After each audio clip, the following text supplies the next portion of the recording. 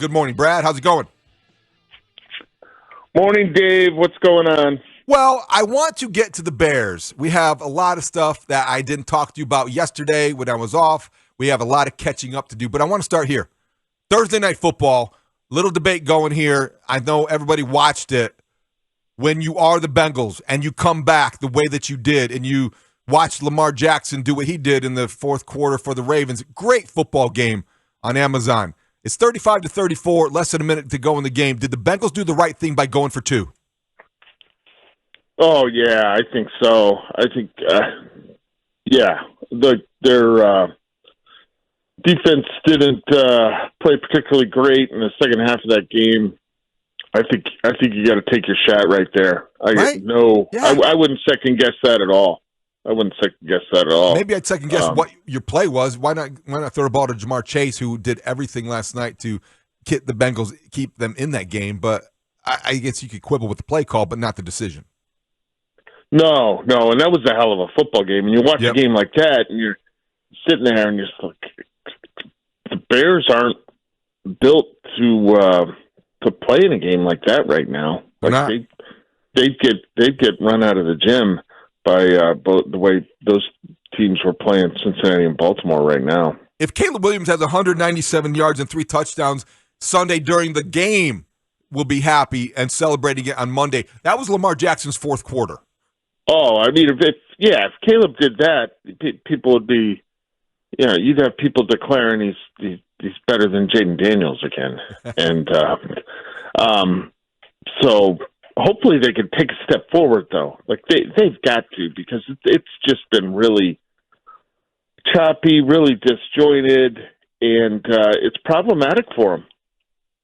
I think that I agree with you, Brad, and Sunday is a game the Bears cannot afford to lose, and Caleb Williams needs to get back on the right track. Let's start with Montee Sweats, though, because he spoke yesterday about missing last week's game with the shin contusion, it sounds like. What did you make of his explanation, and do you buy that it was essentially up to Ryan Poles and it was a decision that was out of Montee Sweats' hands? Oh boy, I mean you're really trying to parse what people say when you get into that. Here's what I know: it was a bruised shin. This wasn't shin splints or anything like that. And going into last Sunday, I think the team felt like he was going to be able to play in that game, and all of a sudden he wasn't playing in that game. I think you've got to, as a team, be responsive and listen to your players when they're telling you that they're not right.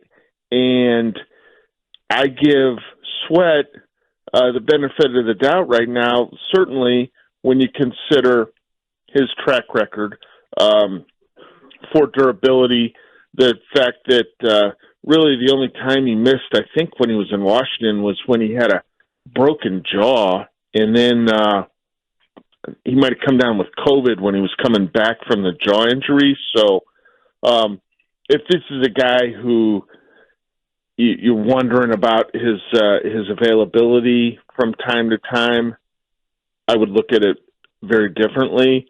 If this is the start of him not being around a whole lot and having durability issues, then we've got a different thing to kind of address here. But considering his track record, I believe he is due the benefit of the doubt that, you know what, he just wasn't going to be able to go. Without him, the Bears struggled to stop the run. The challenge will still be great this week, regardless of the opponent, because Andrew Billings is on injured reserve. He won't be there. Sweat comes back, but you lose Andrew Billings. How will the Bears respond? What will they do to replace Billings in terms of personnel, or will it just be kind of by committee? Well, I think it's got to be by committee, and they weren't necessarily playing the run great with Sweat. Like not that Sweat's been a problem against the run. I don't want to paint that picture at all, but with him in the lineup, they had some games where you're looking at it and you're saying, oh boy, they need to tighten this up a little bit. And I think the problem early in the season, before the London game against Jacksonville, when they did a nice job against the run, was that they'd given up some explosive runs. They'd given up some big plays. And we saw a little bit of everything at Arizona, and it wasn't great at Washington. So they got to be better there, because New England's going to see that and try to capitalize. Right, you've got a rookie quarterback.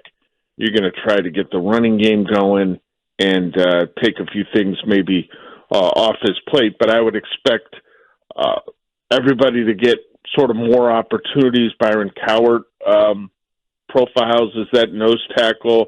Zach Pickens should play some more. Javon Dexter's got to play better against the run. I don't think he had a good game at Arizona. He struggled out there. So it's going to take all hands on deck. This segment with Brad Biggs, sponsored by S-Wing Professional Tools, made in the USA for 100 years. SWing.com. Brad, what did you hear from Shane Waldron on Thursday at Hallis Hall that makes you believe the Bears' offensive game plan will make more sense and have more success on Sunday? It's not words. You got to show me, right? I'm going to believe it when I see it. I would think Cole Kmet gets the ball some more, just because that's been kind of really obtuse. But I would have thought they would have got DJ Moore really, really going and in a comfortable spot a little more consistently than they have, which that's basically only happened in the Carolina game this season. So I just you kind of get replies. I don't know that you hear things that you should walk away from thinking, well, there's an answer that makes sense to me. So I got to see it. I'm not going to put stock in what's said. They're going to have to show me. And I think for people who are watching it and wondering what the issues are on offense, they should probably take a similar approach that you know, show me what you're going to do. So Drake May comes in, Brad, and he's coming off a very good game. He completed 70% of his passes, over 200 passing yards, and he had over 90 yards rushing, the most productive rushing output in game for a quarterback in a Patriot uniform since Steve Grogan back in 1976, I believe. I wonder what to expect from Drake May against this Bears defense, and I wonder how we'll come out of the game if the Bears win, but Drake May outplays Caleb Williams, or at least has better numbers or a more obviously successful day. Yeah, I'm interested to see him, because I went down to Chapel Hill and saw him last fall.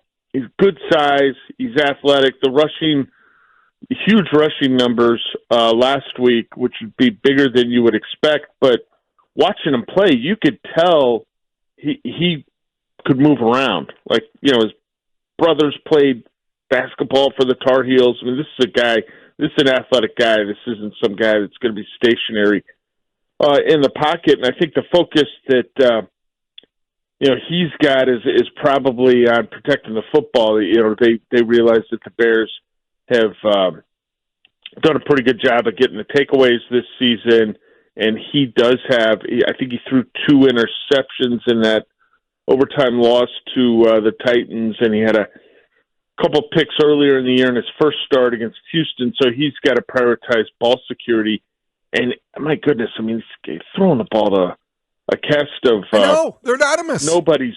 Yeah, it's really something. So you figure Jalen Johnson will do a number on one guy, whoever the Patriots send out to that side, and then the Bears should do a nice job. But what do they have to do first? They've got to take care of business, stopping the run. Right? Mm-hmm. They've got to prove that last week in Arizona was more of an aberration than a sign of problems that will be expanding and growing during the second half of the season in the absence of Andrew Billings. Just curious, when you look at the secondary for the Bears, Kyler Gordon might be coming back. He's trending in the right direction. Obviously, no Brisker. Tyreek Stevenson is the opposite corner of Jalen Johnson, but where is his head at going into this game? Oh, I think he'll be fine. How about Reddy Stewart? What role does he play coming into this game? Are we going to see a lot of different combinations, mixing and matching, trying to find the right one? Well, if Kyler Gordon is healthy and back in action this week, I'd be a little surprised if Freddie Stewart is active for the game, just because of you got to have your numbers for special teams, and Josh Blackwell is one of their core special teams guys, and Blackwell had been in that nickel role, and they just wanted to. Freddie Stewart had done real well in practice, so wanted to give him a shot. And that's what they tell them, those guys that are on the practice squad. You work hard, see what kind of opportunity you can create for yourself. And it wasn't that Blackwell had not been playing well, that they just thought Reddy was deserving of a little time. But with Gordon back in the mix, I don't know that there'll be space for him. So on Sunday, I imagine that in the press box, and I don't know how many people in the stands will be doing this, but I'm certainly sure that a lot of people who are covering the game with a credential will be watching the connection and the body language and the rapport between DJ Moore and Caleb Williams. Because I think that, Brad, how would you describe what you're looking for or why that hasn't worked to the extent that people thought it would? Yeah, I mean, it hasn't worked to the extent that the Bears thought or hoped it would. And I think that's a real thing, right? Like, can they get on the same page? And the receivers can be like that when things aren't going well for them personally, as well as the team as a whole, right? Like, if the Bears were putting up 32 points a game, I don't know that you'd look at DJ and see a guy that appears to be frustrated from time to time, because I do believe he's a team guy. But, that's worthy of watching. But the only thing that's going to matter is whether or not they're able to kind of get going a little bit. These games where he's got, 30 yards receiving, that doesn't make sense. Like, that just, to anyone, when it involves a guy that just got what did he get, a $110 million contract extension? Like, the Bears got to be looking at this and saying, what are we doing? Like, how does Eberflus explain that to Poles? How does Shane Waldron explain that to the front office? Because they've got this skill position talent, and they're simply not able to engage it yet. And yet, as important as the downfield passing game is, I feel like against this Patriot team that was called soft by its own coach, you got to come out and establish your own running game and be physical at the point of attack. So, Brad, it feels like every Friday we're kind of checking with you to look ahead, and you're looking at the injury report. How do you see this offensive line lining up Sunday without its two starting tackles and now with a host of replacements? Yeah, well, that's what. Hopefully, we'll get a better handle on that today. And Darnell Wright remained out of practice yesterday. Braxton Jones was limited, and my guess on the show yesterday was that if one of those two guys were to play on Sunday, it would be Wright. I don't know that that's still not the case, even based on what happened yesterday. We'll have to see. If one of the tackles is down, I think we'll see Larry Borum. In fact, I'd be stunned if we didn't see Larry Borum in that role. If both of them are down, that's where it gets really interesting. You've got two options. Take Matt Pryor, who you've been relatively pleased with what he's been able to do at right guard, and move him on the outside and plug somebody into that guard spot, Nate Davis or Ryan Bates. Or you hope that Jake Curran got the butterflies out or whatever it was last week, and you plug him back in there. Or spent the week in the weight room. Spot. Yeah, and you're mindful of, hey, we got to have some chip help here. We've got to we got to be aware of this, because one thing that Eberflus has said consistently is, we don't like making more changes than absolutely needed unless we really have to. So that's a 1-for-1. That's a Larry for Braxton Jones instead of Larry here and move somebody else. You know, they're trying to limit the number of moves that they make. But that's an issue because they have to get, you know, you talk about the Patriots being able to run the ball for May. The Bears need to run the ball for Caleb. They need to have some profits on first down. I haven't looked at it this week yet, but going into the game last week, the Bears were 24th in the league on first down.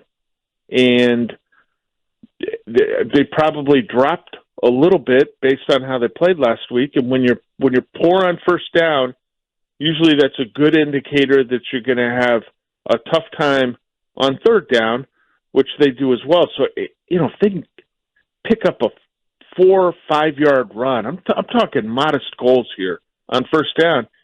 You get into that 2nd and 5, 2nd and 6, and you've got opportunities. You're not going to be predictable. You're on time. The chains are moving as they should. So they've got to run the ball as well. All right, Brad, how do you see this game unfolding Sunday? Well, I don't think it's going to be an entertaining affair to the level of what we saw on television last night with Baltimore and Cincinnati.